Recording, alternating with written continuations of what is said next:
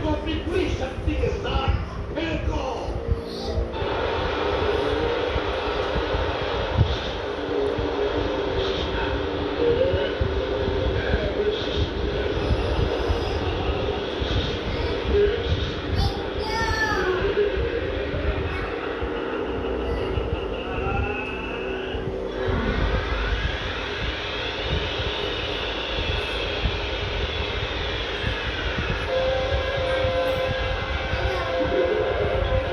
हम तुम्हारे साहस की प्रशंसा करते हैं, इसलिए तुम्हें जीवित छोड़ देते हैं।